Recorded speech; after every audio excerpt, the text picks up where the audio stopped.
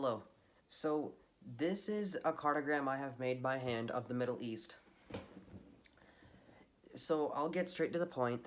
So, let's dive into some of the culture, basically the language. The Middle East separates itself from like Western, Eastern, Southern, Central, sort of, by their accent of their language and their dialect of language. Like, let's say you would go to Egypt, they wouldn't speak the same dialect Saudi Arabia would speak. Um, so let's say an Iranian person goes to Morocco, the Moroccan person would be able to understand the Iranian because their accent is much more clear, but the Iranian would not be able to understand the Moroccan because their voice and accent are much deeper when they speak their dialect of Arabic. So the prominent language is basically Arabic, and that is because the dominant religion in the Middle East is Islam, and the Quran, their holy text, their holy book, was actually revealed in Arabic. So, speaking of religion, let's go right into that. The prominent religion is Islam, and that started in Saudi Arabia 622 BCE by because a prophet Muhammad was meditating in a cave and he got the voice of God. Many many armies of many countries decided to go around the area, like uh, Southwest Asia, Northern Africa, and Southeastern Europe to spread Islam everywhere around that area. So they went all the way from Turkey for the Islamic part of Europe, Egypt, Libya, Sudan, and all the rest of the eastern countries there, but that's not considered part of the Middle East, so I have not included that in this map. They have also spread Islam all the way to India as well, and that's where the whole Islamic sort of reign or empire sort of thing stops. So I'm gonna go into the Israel and Palestinian conflict.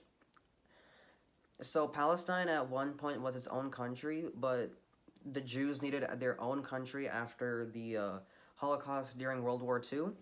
So the only place they thought fit was the Middle East, since Judaism was originated in the Middle East.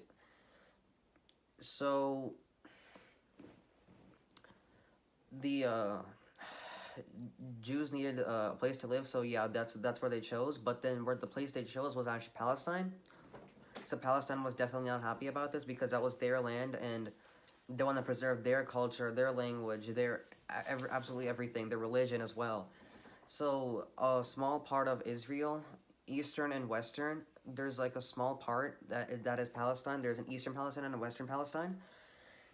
So that was the most they can do to preserve their country and them as people. Every Friday, Israel and Palestine exchange bomb blasts for hours and hours with absolutely no winners. And yeah, that's the Israel and Palestinian conflict. So, uh, Christianity began in present day Palestine. It began in Bethlehem. That's still a country today. A city today. In Palestine is in the Palestinian Israel land. And this is where they say Jesus was born, and this is exactly where he did all his preaching and teaching. Oil. Oil was Oil is the main industry of the Middle East, basically, and the first place uh, oil was found is Persia, present day Iran. When oil was discovered in Iran, every other country in the Middle East at that time, that was Saudi Arabia, Iraq, Iran, or Persia at that time, the UAE, started to look for oil.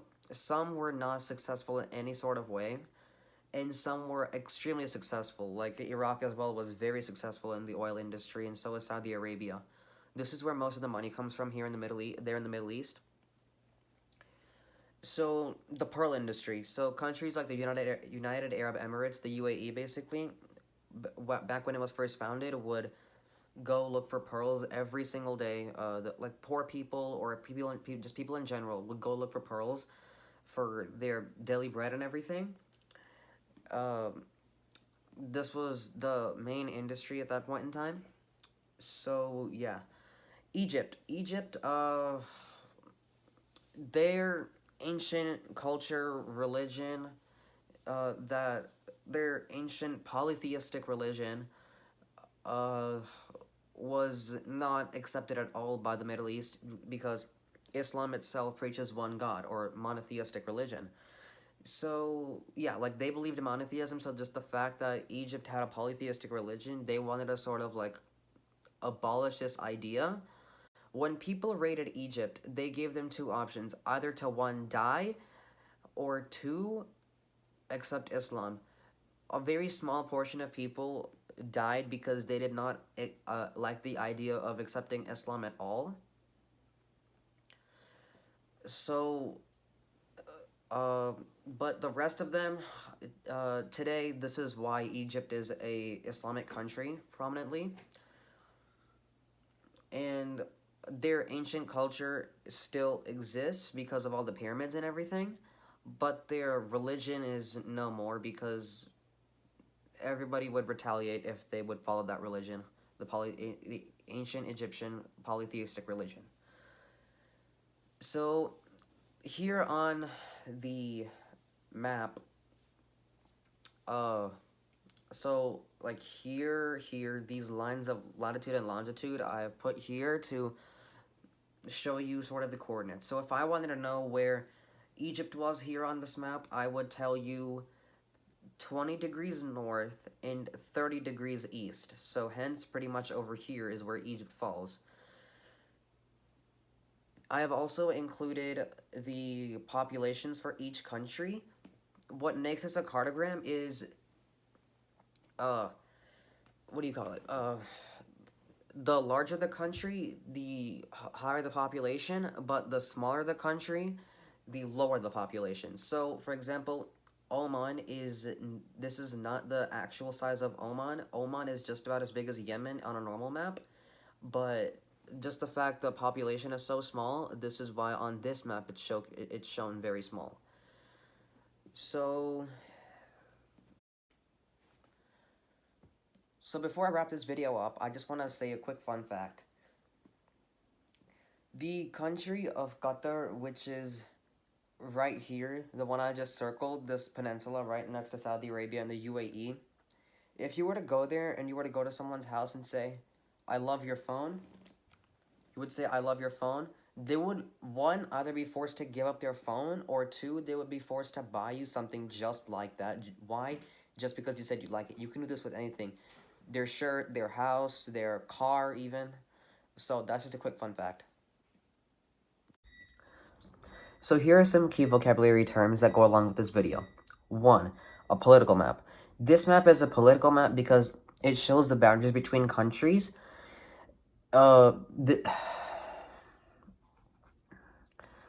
next is a cartogram. The reason this is a cartogram is because well, in this case, I did population. So the larger the country, the larger the population is this is a cartogram because the country that is shown depicts the population based on its size. So if it's a large country, there's a large population. Small country, small population. The next is human geography. Well, this falls under the category of human geography because it talks about the population. Population has to do with people. So the next is thematic map. It's a thematic map because a cartogram falls under the category of a thematic map. Also, it's another vocabulary word is density. Well, it's also population density, basically how many people just take up the amount of space, and in this case, the amount of space is the whole countries shown. So these are some quick vocabulary terms that go along with the video. That's pretty much it for the Middle East, my cartogram that I've made. Thank you for watching.